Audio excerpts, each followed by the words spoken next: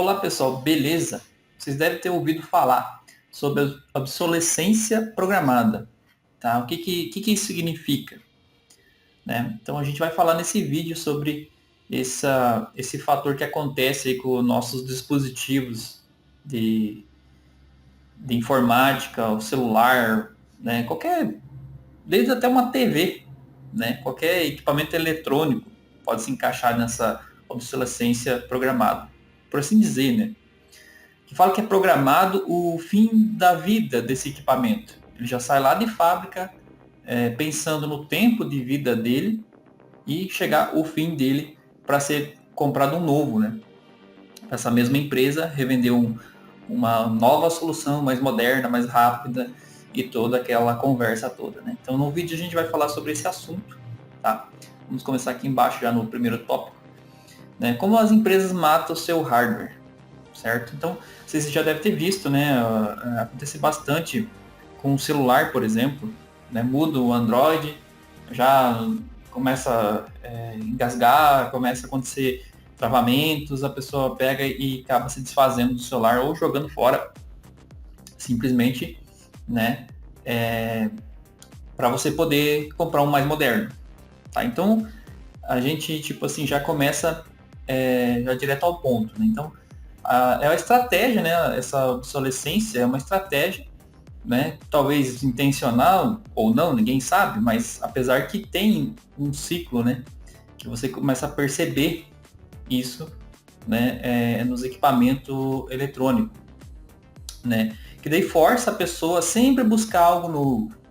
Tá travando, algo novo, tem que comprar algo novo, né? Então, a substituição do produto, certo? E aqui a gente separou por letra A, B e C, tá? As possíveis, ou pelo qual é feita essa obsolescência, né? Primeiro por hardware, tá? Porque o hardware é uma coisa que está feito, fica lá dentro do equipamento, não tem como, tipo, expandir ele a não ser trocar ele, né? Então o hardware, ele é o primeiro, a gente vai falar dele, né? Então ele é uma coisa aqui que não tem como expandir ele. Num computador você pode fazer o overclock, aumentar um pouco o grau lá da força dele, né? Da rapidez dele. Mas tipo assim, em si tem um limite ali e dali não passa, né? Então o hardware delimita fisicamente a potência dele, né? Então, ó, vamos ler ali. Então, produtos são projetados com peças que são difíceis ou caras de substituir. Por exemplo, baterias seladas, componentes soldados, né? Isso, nesse caso aqui, tem esse outro aspecto, né? O aspecto da troca, né? Tanto, tipo assim, o hardware, você, se dá algum defeito, eles estão fazendo uma forma que você não consegue arrumar. Trocar um processador, a bateria citada nos celulares, né? Ela fica internamente. Você, para ter acesso, você deve desmontar todo o aparelho, né? Eu já vi também os computadores, dentro do computador você não tem a bateria destacável. Isso dificulta para você trocar, né? Não dificulta? Então já é digamos, uma estratégia, né? Aí também os fabricantes podem usar peças proprietárias para dificultar mais ainda, né? Os sistemas de conexão não padronizados, impedindo o reparo por oficinas, ou tipo assim, você impede você de ir numa outra loja, fazer uma pesquisa de preço e achar um outro carregador por exemplo, de um fabricante que não é da própria marca, né? Isso dificulta, né, a adesão vamos dizer assim, de periféricos. Isso está também ligado à obsolescência também. Pode ser ligado, né? E o hardware é projetado para funcionar com o software atual. Ele sai o hardware para funcionar com aquele programa da época, né? Então, tipo assim, na atualização desse programa, desse software, do sistema operacional, você pode ser barrado porque tu fala assim, teu sistema não atende esses requisitos, né? Então, é outra maneira aí de tipo assim, ser obsoleto, né? O hardware, por causa dessa medida aí, né? E tem a obsolescência por software, né? Que acredito que está ligado mais por exemplo, ao sistema operacional em si, né? que na verdade é o principal causador, né? Ó, mesmo quando o hardware é tecnicamente capaz, né, de rodar novas aplicações, o software é otimizado para engasgar o sistema com o tempo, ou seja, as atualizações vão agregando o conteúdo lá dentro a um nível, vamos dizer assim, mais baixo, que vai aumentando o seu volume, né? Porque ele está gravado, ele vai ter que computar aquilo lá, aquele arquivo, por exemplo, que vai ser utilizado por uma vez para um processador, alguma coisa mais moderna. O computador sendo mais lento, ele não usa aquilo lá, vai acabar contabilizando o peso e a lentidão, né? Então, tem aí esse quesito aí desse engasgo com as atualizações, né? E também o fim do suporte, porque acabou o suporte, né? Acabou o suporte, aí vem aquela coisa, né?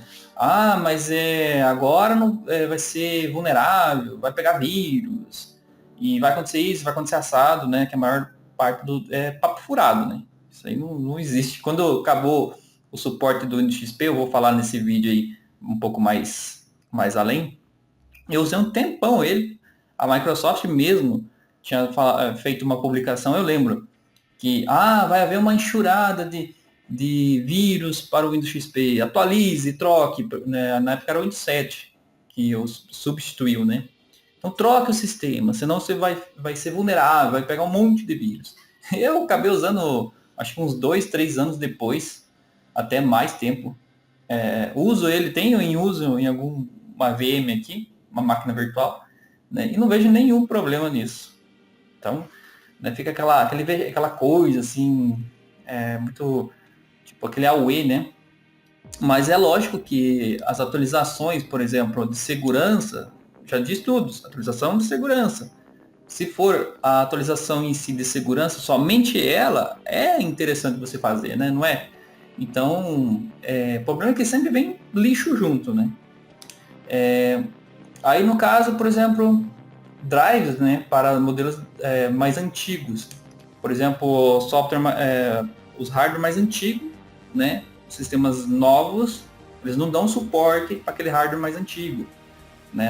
Por exemplo, no computador, a placa de rede, placa de som, dá muito problema, porque não tem mais o drive lá embutido, é muito antigo. Né? Aí eles removem, aí impede de você atualizar, entendeu? Aí tornando aquele hardware lá inutilizável, né? E a cultura do descarte, né? Principalmente com todos esses fatores, né? Por exemplo, as oficinas não conseguem arrumar, né, o celular, o computador, por causa de alguma coisinha, um negócio. Aí, não, então vou descartar isso aqui, vou jogar fora. Né? Sendo que não é qualquer lugar que é para ser descartado. Né? Tem lugares específicos que coleta essas placas eletrônicas, né? Por causa que tem poluentes ali na formação das peças, né? Que contamina aí a água, contamina o solo, então não pode ser jogado a qualquer lugar. Né? Tem essa preocupação também, né? Então, tipo assim, tem essa cultura do descarte, né? Que nem aqui, a constante introdução das novidades, mesmo que pequenas, cria uma perspecção de que o produto atual está obsoleto, né? No caso, o celular, isso acontece bastante, né? Então, dá aquela, eu tenho dinheiro que vou trocar meu celular. Né? Troca às vezes por uma coisa que não muda praticamente nada, né? Então, aquele vai ser vendido para outra pessoa ou até mesmo abandonado em algum canto da casa, né? Então, e aqui daí fala sobre os locais de descarte, né? E não é qualquer lugar que você descarta esse lixo eletrônico, né? Tem lugares específicos que coleta isso, tá? Então, como eu falei, a consequência, né? Descarte inapropriado em locais aí que contaminam o solo, né? Até mesmo se você tem uma placa-mãe antiga, né, um computador aí que não está mais sendo utilizado, você pode reaproveitar ele para alguma coisa, fazer um retro game, um servidor para casa, colocar foto lá dentro, né? Evita-se de jogar fora, tá? Se você tem espaço para deixar ele guardado, até você pegar e utilizar ele, ou se tem essa possibilidade de você reutilizar, reutilize, faça alguma coisa com ele. Tem vários vídeos aqui no canal que eu mostro aí que dá de fazer um monte de coisa. Inclusive esse daí, que está aqui no documento, é o que dá de fazer, né? Com uma placa-mãe antiga. Então, a gente dou dicas ali sobre a placa-mãe, placas de notebook, entendeu? Então eu vou deixar o vídeo, esse link do vídeo na descrição desse vídeo aqui, certo? Quem quiser dar uma olhada lá. E um pouco da história, né? Os PCs antigos, lá da antigamente. Então a gente pensa, hoje nós estamos ali com computador, vamos dizer assim, bem simplório, né? 8 GB, nossa, o que eu faço com 8 GB? Você não dá de fazer nada, né? E tinha um tempo que isso era em kbytes. Você tinha lá uma alocação pequena de kbytes, incrivelmente, kbytes de memória RAM, né? Ou seja, era uma dificuldade de ter, por exemplo, assim, espaço, né, em RAM para você carregar os programas, né? Então isso tem a ver com a obsolescência do hardware, porque, tipo assim, antigamente tinha essa limitação, né, que nem aqui um exemplo aqui do IBM PC 8088 de 1981, com 64 KB expandíveis para 256 KB. Tinha a possibilidade de você aumentar, mas olha só, 256 KB, não dá nem colocar um MP3 na memória, né, para você ver, né, como que as coisas evoluem, né. Mas esses PC, né, nessa época, eles faziam o que? Tanto digitavam texto, faziam somas, coisas desse tipo, né? E tinha seus editores, tinha seus programas que rodavam nisso daqui, né? Então, fez parte da época, né? Então, e preços, né? Era uma fortuna, né? Então, imagina fazer a correção de valores hoje de uma memória ali do passado, né? E claro, isso aí era para quem podia, uma empresa que podia comprar um equipamento desse, né? Não era para qualquer um. Esse é só um exemplo, mas tinha outros computadores da época que saíram mais barato, tentaram no mercado, até mesmo tem uma participação aqui do Brasil com réplicas de produtos de fora, né? Tem aí vamos dizer assim, sua história, né? Procurem aí para você ver em relação a isso. Então, mas como é que eles faziam os programas? Como é que isso aí rodava? Como é que funcionava isso, né? Tinha as técnicas deles, né? O tal de overlay, que era tipo assim, era dividido em pedaços, né? Aí ele carregava, por exemplo, uma parte que ele ia conseguir usar naquele momento. Então lá provavelmente era um disquete, algo assim. Colocava o dividido em partes lá dentro desse disquete, que por sua vez era repassado para a RAM aquela parte daquele programa. Um pedaço, e rodava aquele pedaço, depois carregava o disquete de novo, trocava outra parte do programa e assim sucessivamente, né? Incrivelmente dessa forma, né? E também a otimização era, eu acho que um nível absurdo, né? Porque eles programavam em assembly, né? A programação em assembly puro. Então aqui tem que tirar o chapéu. Nessa parte aqui em diante aqui tem que tirar o chapéu, porque isso aqui era uma linguagem, digamos, tipo, como é que eu vou explicar? A linguagem de programação hoje utilizava, que utiliza hoje, né? Por exemplo, C++ ou Java, sei lá, qualquer programação hoje, ela é uma programação de palavras. Você coloca as palavras, if e tal, não sei o que, faça isso, abre colchete, coloca uma informação, else, se, sabe? Lá nessa época, o Assembly, eu não sou programador, tá? Eu vou deixar claro aqui. Ele usava a linguagem que a máquina entendia, por assim dizer, diretamente na máquina, né? E o que hoje faz é uma tradução, né? O que você escreve naqueles textos lá no compilador, ele vai traduzir depois que compilar o programa para Assembly, entendeu? Então ele faz essa conversão, tá? O compilador ele converte para Assembly ou uma outra linguagem binária de máquina, que é assim dizer. Então os caras no passado eles programavam em assembly, porque eles queriam a velocidade, a compactação, tudo no ultra, né? Então eles usavam a linguagem de programação, né? Então aí você podia escolher o que você queria realmente utilizar e acabou, né? Nada além, nada menos e nada mais. Não tinha uma sobra. Ou seja, aquilo lá, que não falei antes, ele não tinha uma sobra para ser computado, para daí ficar sobrecarregando uma coisa que está inútil lá dentro. Então era tudo útil, tudo no máximo no talo, por assim dizer, né? Então, aqui fala, né, que quase tudo era escrito à mão, né, linha por linha, para garantir que tudo funcione, né, equilibrado, balanceado e tudo que precisa, né? Aí tinha as vantagens, né? Porque daí você escrevendo, imagino eu, né, escrevendo à mão isso, né, a assembly, uma linguagem direta, você não vai colocar aquelas informações lá redundante, coisas que um compilador hoje faz, né? Ele chama como é que é? Minimização de overhead, que é as chamadas, né? São chamadas para, digamos, achar aquela parte do código. Provavelmente eu acho que é isso. E daí ele fazendo nesse assembly você economiza essas chamadas, né? Então tá ali, né, a sua vantagem, né? Então o que fala do custo extra, né? Então o processamento pesa. Se ele tem muita coisa inútil, vai custar mais, vai ficar mais pesado para fazer o trabalho, né, computar aquele dado. Então era isso, né, a principal vantagem, e era a única saída por causa da limitação de memória, né? Então tá aí a sua vantagem, né? Das ferramentas que eles usavam, né, era bem light, né? Ou seja, o cara espremia o máximo que ele conseguia. Aqui está falando, né, que o programador e praticamente ele contabilizava o tamanho do programa, porque ele não podia estourar a RAM, né? Não podia sobrescrever a RAM. Então ele contava ali, cada kbyte era contado, porque imagine, memória RAM total era em kbytes.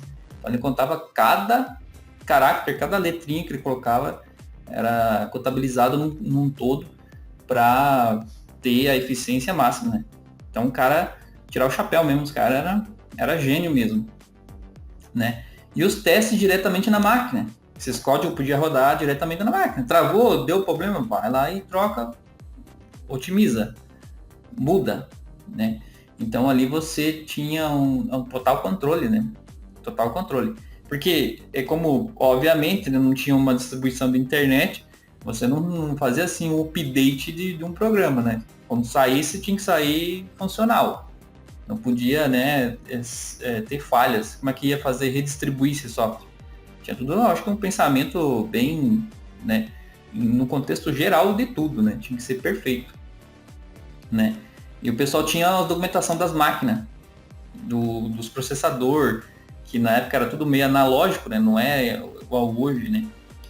Falar analógico, eles integrados, né? Tinha bastante integrado. Então eles tinham a documentação do programa, do processador para poder fazer o programa funcionar naquilo, né? Então os caras já programavam certinho para aquele tipo de máquina, porque nessa época tinha vários tipos de processadores, inclusive. Cada um funcionava de um jeito, né? Então acredito que devia de ter essa dificuldade também, né? A limitação de recursos, né? E tipo assim, a evolução vem, né? E inicializa o ciclo infinito de melhoria de hardware, né? Então, por quê? Precisa rodar mais programas, precisa mais memória. Já começa a iniciar ali, né? Mais memória, mais programas. E aí, beleza. E aqui tem um ponto interessante antes de nós continuar. Praticamente, isso aqui é uma comparação de um jogo, mas software também, é a mesma coisa praticamente. É a mesma comparação. Um port impossível. Porque eu digo assim, como eu falo que no passado o pessoal trabalhavam e iam para frente, digamos assim, parece que parece que eles eram mais profissionais, no meu ponto de vista. Diga aí nos comentários o que você acham a respeito disso. No meu ponto de vista, parece que é isso, né? Eles eram mais habilidosos, né? Porque quem programa em assembly? Ninguém faz isso hoje. Né? E se fazer é por hobby, né? Não é por produção. Porque produção, o compilador, ele agiliza para produzir, para vender, entendeu? Só que daí, quando você usa um compilador, ele vai colocar coisas que não usa, porque quando você chama essas entradas, ele vai trazer um monte de coisa para dizer, tipo, vamos dizer assim, uma tradução daquela palavra para assembly, o que faz aquela função para assembly. Então, ele vai trazer lixo lá dentro. Vai ficar pesado, entendeu? Então já parte disso. Para a gente entender aqui o decorrer aqui do que eu separei aqui do que eu acho, né, em relação a essa software mal feito, por assim dizer, né? E o port impossível, tá? O port impossível de um jogo do Resident Evil 2 para o Nintendo 64, né? Que o jogo, como eu disse, é um software também, é um programa. Ela é programado, né?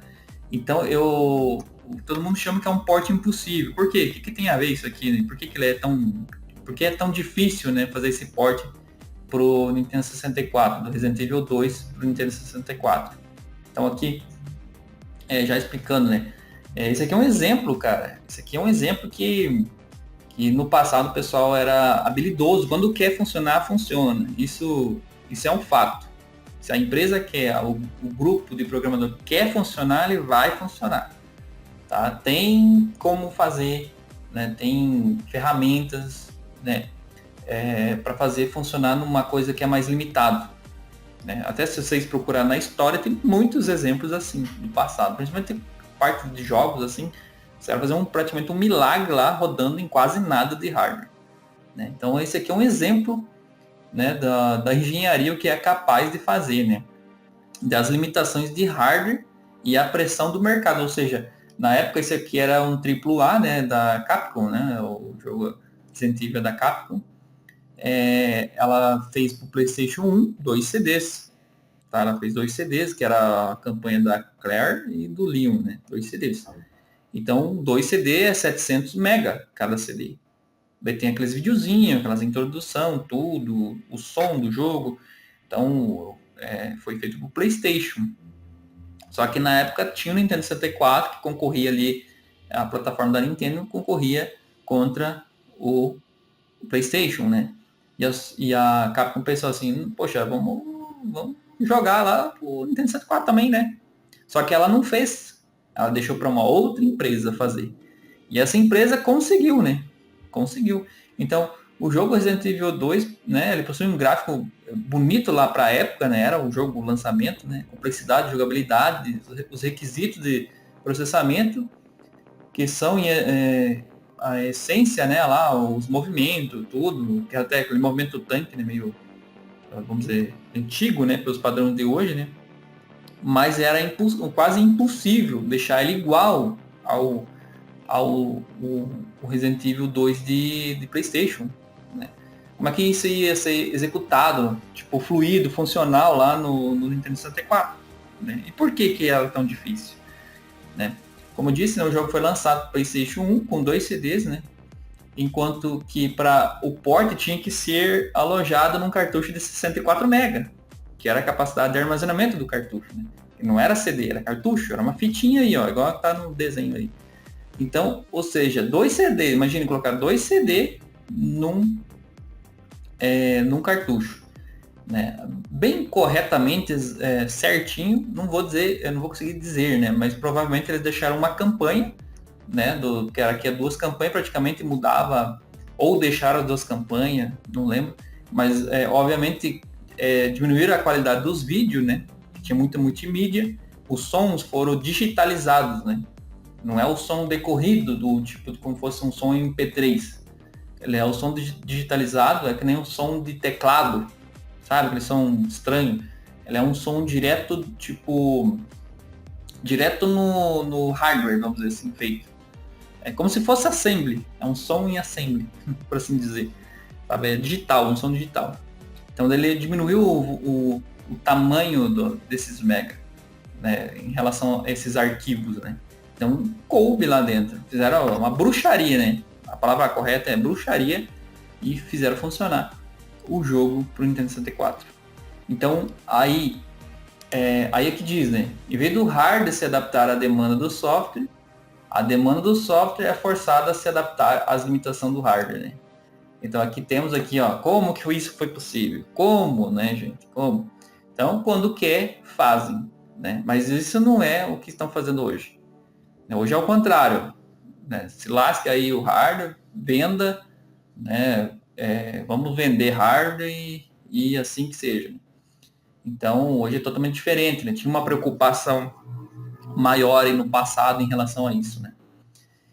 E aqui eu vou pular um pouco, né? Não vou contar toda a história, mas enfim, o que tem a ver, né? A era do Windows XP, tá? Ele não podia faltar aqui nesse vídeo, né? O auge da utilidade e a objetividade, né?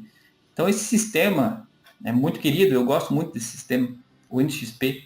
Ele conseguiu unir a utilidade, né, com tipo assim, a utilidade, como ele é útil, como ele é fácil de você mexer e objetivo. Ele não enrola, ele não fica te enrolando lá dentro do sistema operacional. Um exemplo é o próprio iniciar, né? Você que fala assim, eu quero entrar no painel de controle. Iniciar, tem painel de controle, PAN, ali só vai ter mais um submenu, tá? Que vai ter lá a opção de rede, essas coisas. Faça isso no Windows 11 hoje para você ver. É um menu sobre o menu do menu do menu. Isso para mim é um lixo. Sou bem sincero. Isso aí para mim é um lixo. Eu achei um retrocesso total. O Windows 7, ele herdou essa hierarquia e ainda ficou bom. Entendeu? Mas o mérito está aqui, no Windows XP. Tá? É o que uniu tudo ali, que foi focado pro trabalho, foi o Windows XP e útil para você fazer o que você quer. Quer escutar música, o negócio tá play, tá tocando música. Entendeu? Não tem. Não fica ali um monte de pop-up e coisa te oferecendo um monte de produto. Ela é limpo, o negócio tá limpo, não tem nada ali, né? Então, como nós estávamos dizendo, o Windows XP não foi apenas um sistema operacional, ele representou um ponto de inflexão onde o design e software buscou equilíbrio entre poder funcional e usabilidade. Ou seja, ele era bem econômico isso daí de memória. Você podia rodar o Windows XP em 64 MB se você quisesse, de RAM. 128 ficava já bem funcional. Entendeu? Então você vê, né, tinha tudo lá dentro, navegador, você podia colocar, ele já vinha com o Explorer, né? O Explorer nessa época era até bom o Explorer. Para quem usou, sabe. Então ele vinha com tudo, ele funcionava, né? Claro que como eu disse, é outro tempo, né? Mas era funcional, com pouca RAM, né? Então, vamos dizer assim, que foi feito de propósito o Windows daquele jeito, né? A filosofia ali na época era, não, o negócio tem que funcionar, tem que cumprir a tarefa, né? Então, foi feito ali a priorização da experiência do usuário realmente aqui. Aqui foi feito, né? Então aqui cumpriu os papel. Eu peguei essa época aí e foi muito boa mesmo. Aprendi a mexer com computador nessa época aí, então foi muito bacana, nunca mais me esqueci, né? Então a simplicidade e a estabilidade, ele tinha os seus problemas, tela azul, aquelas coisas que sempre teve, né, do Windows. Porém, aquilo era mais ligado ao hardware, né? Essas coisas de tela azul e tudo mais. Mas ele era estável, era um programa que não te deixava na mão por qualquer coisa, né? Ele foi bastante elogiado aí para essa estabilidade, né? O design funcional dele, que eu disse, uma interface limpa, ele é focado nas suas tarefas que ele tem, né? Ou que você poderia colocar. Então ele deixou esse legado, né? A era do XP nos ensina que um software bem projetado, focado na utilidade real, pode ter um ciclo de vida mais longo e ser valorizado pela sua longevidade e funcionalidade. Então, até mesmo, acho que nessa época aí do XP, quando ele terminou o suporte, a Microsoft estendeu para que a Marinha dos Estados Unidos, acho que na época, usava o Windows XP. E aí eles fizeram, não, vamos dar mais não sei quantos anos lá de suporte separado para a Marinha americana na época, para eles usar lá o Windows XP. Então, tipo assim, e até hoje, o pessoal, tem gente, arrisco dizer que usam, né, esse sistema, e não recomendo, né, utilizar para navegar, para fazer todas as coisas, porque ele é um sistema que, vamos dizer assim, acabou as atualizações de segurança, né? Porque para você atualizar o software, para criar um botãozinho lá diferente, para aparecer um não sei o que, uma função, isso é desnecessário. Por exemplo, eu uso o Windows aqui, é todo desligado as atualizações. Não tem nada, não baixa nada. Entendeu? Desligo tudo. Porque se tá funcionando, tá funcionando. Entendeu? Se vai atualizar, vai virar uma nhaca, vai ficar ruim, vai ficar travado. Então eu tenho uma política de minhas coisas eu não atualizo. Não atualizo só se precisar por segurança. Ah, tem uma vulnerabilidade lá que o hack está conseguindo entrar assim do vento dentro do teu computador. Aí faça. Mas se não é isso, não mexa. Tá? Essa é uma dica que eu dou para vocês. Não mexa, não atualize. Evite-se de atualizar. Então, tá aí, né? O Windows XP deixou o legado aí até hoje. Aí temos, eu mesmo sou um fã do XP. Aí hoje o que temos aí da Microsoft? Os chamados de bloatwares, né? Os software inchados. Que é aquelas coisas que quando você instala hoje, né, o Windows 11, ele vem com um monte de coisa lá junto. Os programas lá ultramente pesado, você nem abre eles, um monte de notícia, de não sei do que, irrelevante, não vai mudar absolutamente nada na sua vida. E tá lá. Aquela coisa lá roubando processamento, roubando memória. Hoje, né, como eu estava falando da comparação do XP, no passado você colocava 64, 128 MB de RAM, né, ou 256, né, você navegava na internet, você mexia, você instalava programa, você fazia um pouco de tudo. Hoje, com 4 GB de RAM, você mal e mal abre o navegador. O Chrome mesmo, ele enche a RAM ali sozinho, com ele ali aberto. Então, para vocês verem a diferença hoje, né? Como é que tá isso, né? Tá desse tipo. IA para tudo que é lado, né? Como é que é o Copilot da Microsoft? Fiasco. Querendo empurrar esse programa aí, essa IA, goela abaixo, né? Então, para mim, nada mais, nada menos que esse software inchado. Considero a mesma coisa, né? Então, reflete a mudança da política deles, né? Do desenvolvimento, desde fazer o programa e também da forma, tipo assim, deles vender, por exemplo, o Windows, né? Vender o Windows. Ou pode se encaixar, às vezes, no celular também. Aqueles aplicativos lá de propaganda, tem também. Então, tipo assim, o mercado, ele tenta... ele te vende um negócio para depois te vender outra coisa. Ele quer vender várias vezes para você. Ele não quer vender uma, ele não está mais tipo, satisfeito em te vender o hardware. Ele quer te vender mais coisa ali dentro. E hoje a modalidade é serviço. Querem vender serviço hoje. Né? Então, tá aí. A eficiência do software diminuindo, né? Aquele monte de coisa desnecessária. Dá para dizer que o programa é mal feito, né? Que ele se torna pesado demais para fazer uma coisa simples, né? Tá aí na história toda conta, como se diz, a evolução aí, quando querem, fazem funcionar, né? Eu falei a programação porca, né? Que é essas, tipo assim, essas bibliotecas que eles usam, os programadores usam, esses compiladores, que daí agrega um monte de coisa e vai, pronto, tá feito o programa. Mas vem um monte de lixo lá dentro que não está sendo usado, que às vezes vai fazer uma chamada para ter um recurso lá dentro, ele tem que carregar vários megas de código desnecessário, aí o processador pesa, não tem, né? Não tem para onde escapar, né? E aí o negócio se perde tudo, né? Perde a potência, perde a agilidade, né? Que é o excesso, que nem eu estou dizendo, ou o excesso de funcionalidade, um botãozinho aqui, botãozinho lá, você não usa tudo aquilo, né? Aí fica nesse negócio de adicionar recurso, que não muda muita coisa, vai perdendo a eficiência do código, né?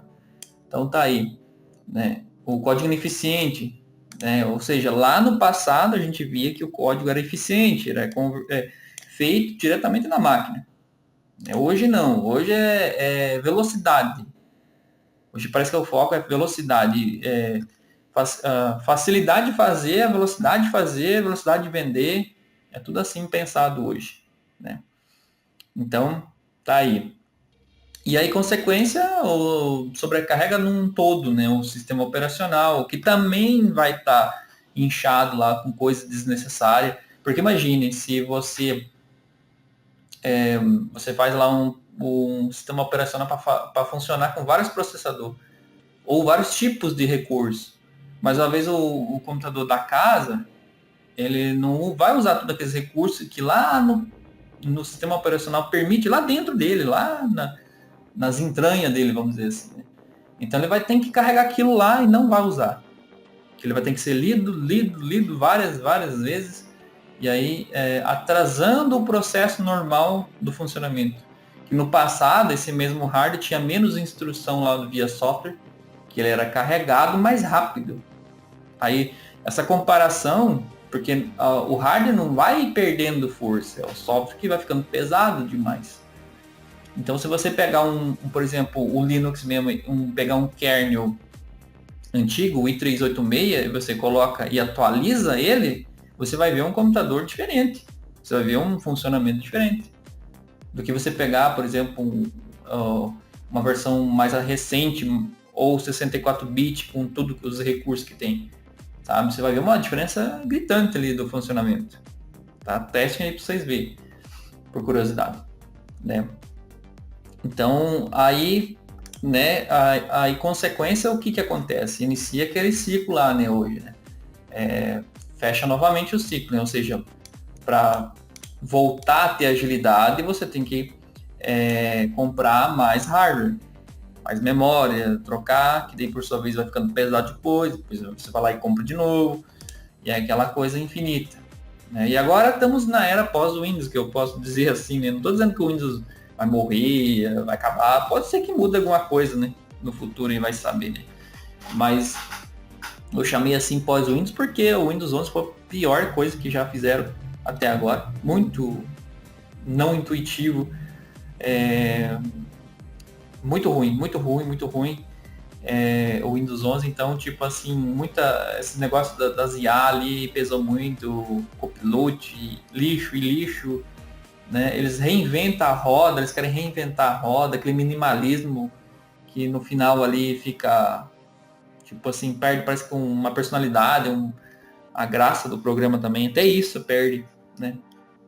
Então, tipo assim, hoje em dia tem uma transição ocorrendo, que é a crescente adesão do Linux cada vez mais em desktops, né? Que é os computadores de casa, notebook e etc. Né? Tipo assim, não é só uma tendenciazinha, uma bobeirinha. É porque o pessoal quer usar mesmo, sabe? Tá falando aqui, né? Não é uma moda. Mas é tipo assim, é uma frustração, né, que os usuários têm em utilizar o modelo de negócio do Windows hoje, que é aquela vitrine, eu chamo de vitrine de venda de serviço. Imagine, ó, pensa assim, você, teoricamente, né, você instala o Windows, compra a chave e depois eles tentam te vender coisa lá dentro, ficar te vendendo coisas lá dentro, né? Então é complicado, né? Complicado essa situação. Não que não pode vender coisas, mas é que tipo a forma como é feito lá é muito chata, é muito incomodativo, né? E fora outras coisas também de privacidade, que cada vez menos privacidade tem nesses computadores, nesses celulares aí. Né? Já ouviram também falar daquilo que você fala pro celular, ele escuta, depois ele vai buscar um produto para te vender. Você já deve ter visto ou feito algum teste em relação a isso. E a liberdade, que nem aqui, ó, a liberdade do controle liberdade e o controle do usuário, né? Que o Linux ele é meio nessa parte aí ele toma a distância, né? Ele é diferente do Windows. Ele é open source, ele não tem assim um código fechado. Se você entende de programação, você pode revisar os programas, pode revisar as coisas. Isso ajuda na comunidade a manter um ambiente seguro para o Linux também. Né? Todo mundo pode ver ou contribuir e revisar. né? Então, tem essa diferença, né? E aí, no caso, tipo assim, aquela característica do consumidor, né? O usuário do Windows é um consumidor, toda hora é um consumidor. No Linux já não tem essa visão, ele não tenta te vender nada lá dentro do ecossistema. Então, esse é muito importante. O usuário tem posse do sistema, ele tem controle do sistema.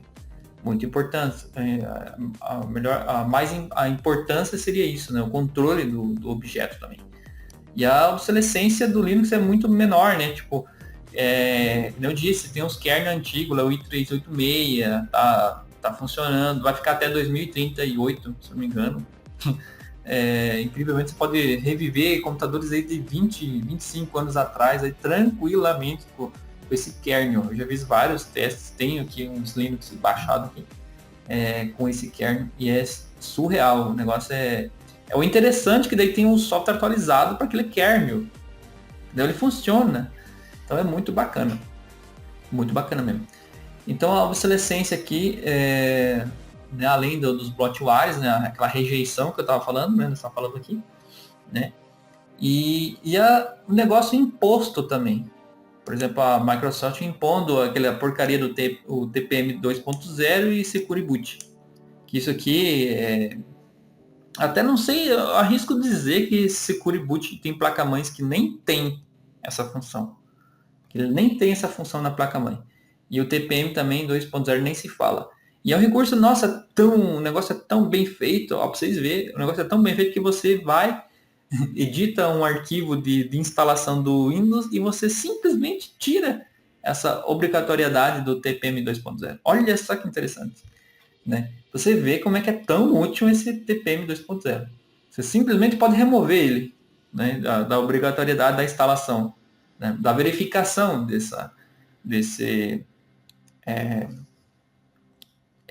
no caso, ela é um chipzinho, né, que tem que ter na placa-mãe lá, esse TPM 2.0. Então, tipo, você simplesmente consegue eliminar e o computador funciona normal, como se nada tivesse acontecido.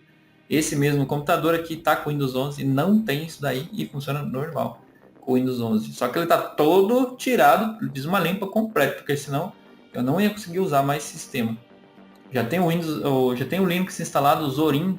Recomendo também o pessoal usar o Zorin, começar a pesquisar. É muito bom o sistema Zorin. Já até aprendi a fazer alguns aplicativos lá com o app Imagem, muito bacana, bem intuitivo. E tem a loja, você pode instalar, né? Para quem pensa que o Linux é só tela preta e terminal, não. O Zorin, pelo menos, até os outros também estão puxando essa. A uns até critica, né? Eles falam que é o industrialização do Linux, né? Fazendo as janelas parecidas, fazendo aquelas coisas do Windows. Tem uns que estão criticando porque está tornando pesado, né? Porque aquele monte de recurso também pesa, é que você acabou de falar. Tem um pessoal chiando aí falando que está meio pesado. Então tem essa crítica lá do pessoal. Mas assim, o Zorin ele tem uma aparência muito bacana. Testam para vocês verem o Zorin. Vocês vão ter, tipo, vamos dizer assim, uma opção, né, de você sair do Windows, né? Quem nunca viu, dá uma olhada lá a respeito. Então, em resumo, né, a adesão do Linux é uma busca por liberdade, né? O controle, a transparência e eficiência. Nada mais e nada menos do que isso, né? Então, resumidamente é isso, né? O pessoal quer mais liberdade, quer continuar usando o equipamento, não quer. Até aqui no Brasil a realidade, né? Como a gente consegue, né, juntar dinheiro, comprar as coisas, né? Fazer o milagre disso. Né? Então pesa na balança, né? Então esse é a real motivo, né? Mas, tipo assim, tudo isso é por causa do modelo que a Microsoft adotou, né, com o Windows. Quem sabe ela volta para atrás isso no futuro. Eu ouvi falar de algumas atualizações sobre o Windows 11, que vai mudar algumas coisas, mas em tese eu acredito que não vai ter muita vantagem, não. Vai continuar aquele modelo de vitrine e venda de produtos em nuvens, né? Então, até mesmo várias empresas, que nem a Sony também, falando que não vai ter mais mídia física para PlayStation 5, Então eles vão migrando tudo para aquele sistema de nuvem, né? Então vai custar o quê? Vai custar isso, não vai de graça, não vai ser. Você vai ter que ficar pagando, né? Para essas coisas também. Então, um modelo ruim também de negócio, se for ver em longo prazo, né? Para nós consumidor, né? Para eles é maravilha, né? Para eles está tudo bem. Então, o que o pessoal percebe é isso, né? Cada vez mais a adesão do Linux, né? E a Microsoft no lado oposto, focada na monetização das tuas coisas, né? Até teus dados vendendo aí para terceiros aí, né? Dentro do Windows. Tem tudo isso. O pessoal tá enojado do Windows, né? Então, no vídeo eu vou ficar por aqui. Então aí, deixa no comentário se gostou ou algo que a gente podia ter falado, né? E sobre o Linux aí também, pode deixar alguma uma questão aí que ficou em aberto. Beleza? Então até o próximo vídeo. Valeu!